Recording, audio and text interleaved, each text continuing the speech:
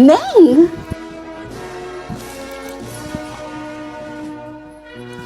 Congrats! O, teka, picture tayo.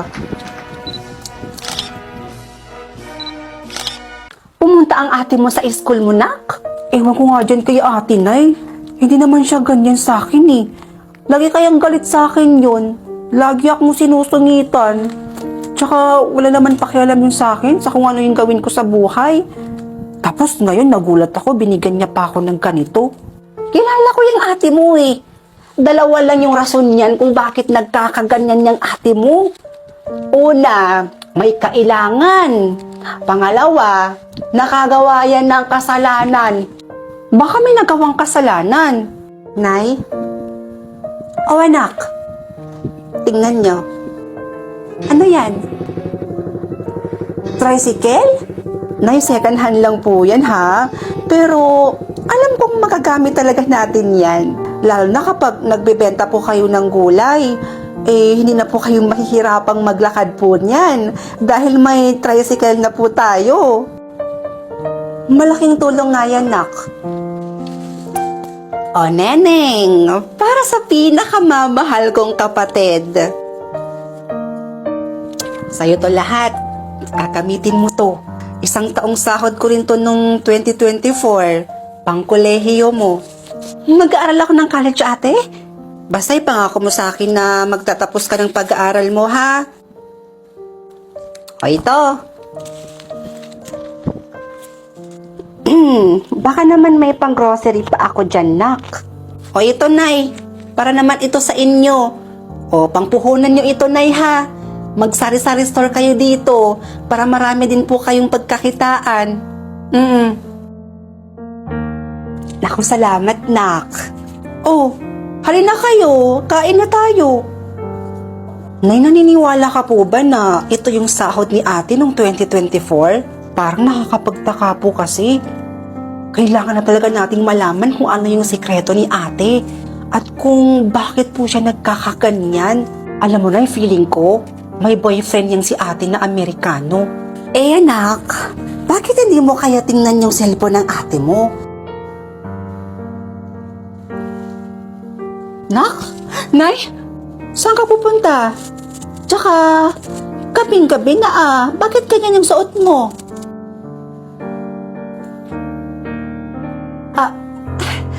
Wala akong pupuntahan, Nay.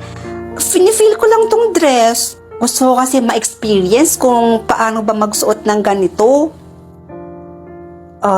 Nay, pasok na po ako. Diba, Nay? Sabi ko sa'yo, feeling ko talaga nagbebenta ng katawan niyan si ate.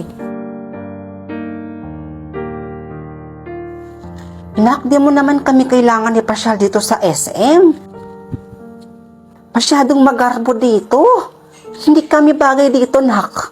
Nay, para naman makalabas-labas naman kayo galing sa bukid.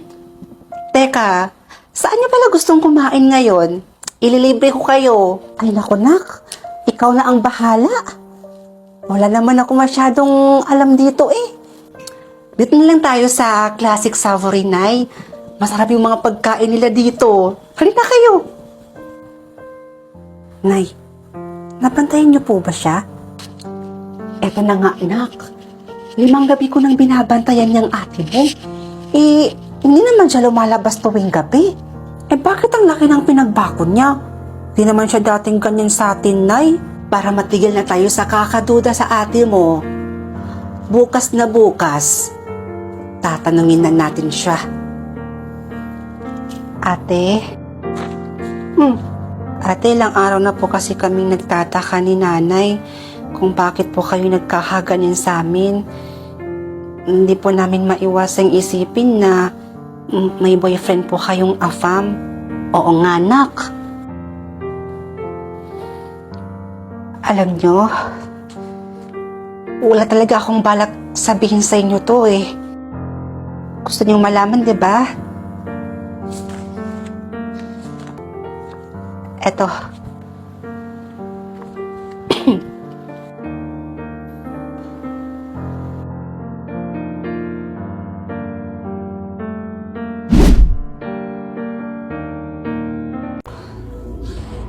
Hindi ako papayag.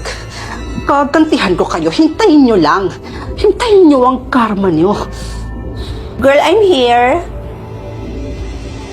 Pisting yawa! Akala ko nakasuot ka na ng gown. Kasal mo ngayon, girl. Bakit hindi ka pa nakapagbihis? Ikaw dapat ang magbihis ngayon. Dahil ngayong araw na to, may susugurin at kakalbuhin tayong babae. Alam mo, hindi kita maintindihan babae, Kay. Ikaw, bigaon bahog bilat. Akala ko ba pinaghandaan mo itong kasal mo? Tapos ngayon, hindi ka sisipot? Hindi talaga. Hindi ako sisipot dahil yung lalaking mapapangasawa ko, niloloko lang ako. Tapos anong gagawin ko? Tutuloy ako? Magpapakasal ako doon sa manlolokong yon? Ang tagal nagkasakit ni James sa hospital. Walang time yun magloko. Yun na nga eh. Ito, tingnan mo to. Tingnan mo yan. 5 beses na yan siyang nakitang may ibang kasamang babae. Totoo nga. Kaya halika na. Samahan mo ako dahil susugurin natin yung babaeng yon. Ang panunugod ay para lang sa mga babaeng walang class. Meron ako naiisip na paraan kung totoo ngang niloloko ka ng James na yon. Salamat, Carla, ha? Kahit pa paano, naging satisfied ako dun sa ginawa natin. Hinakot ko talaga lahat ng kilala kong influencer para ma-share yung post natin. And as of now, meron ng 24,000 likes at 14,000 shares na yung post natin. Sirang-sira na siya sa social media. Naririnig mo ba yung sarili mo, James? May pruweba ako.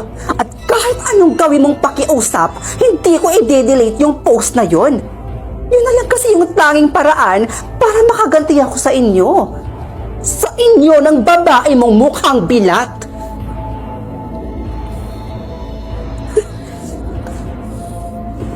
Hana? Ano? May bago akong update dun sa babae. Talaga? Good!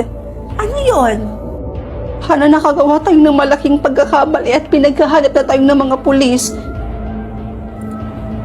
Pulis? Bakit naman tayo pinaghahanap ng mga pulis?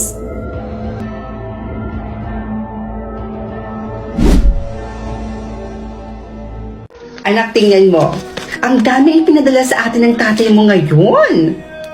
Nay, matanong ko lang, ano po ba talagang trabaho ni tatay sa ibang bansa? Bakit ang dami niya palaging pinapadalang pera? Anak naman, syempre marangal. Ano bang iniisip mo? Na nang-hold up yung tatay mo dun sa abroad? O siya, anak, magbihis ka na doon at magsha-shopping tayo ngayon.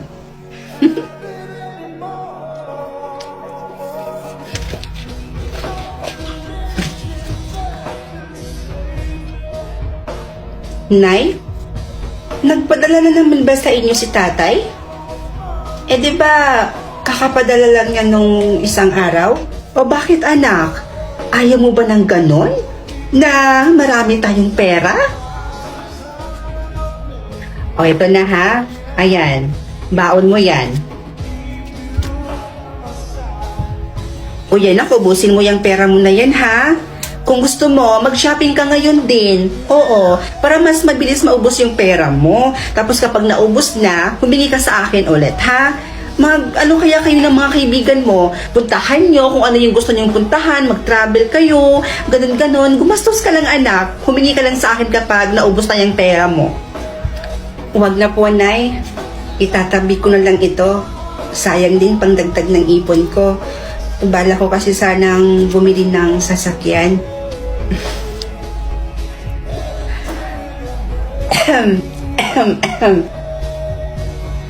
Oh. Oy, ano pang hinihintay mo dyan, anak?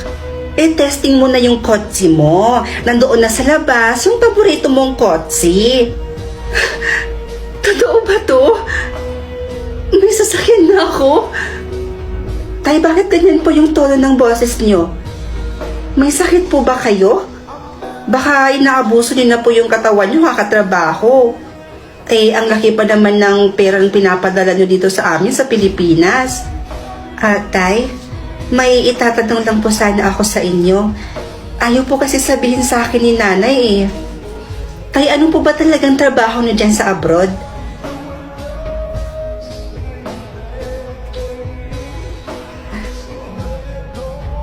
Sige po, Tay.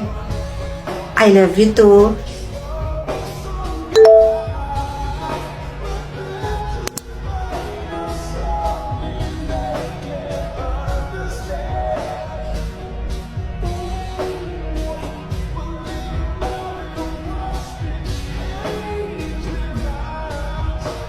Ano pa naman yan, Berto?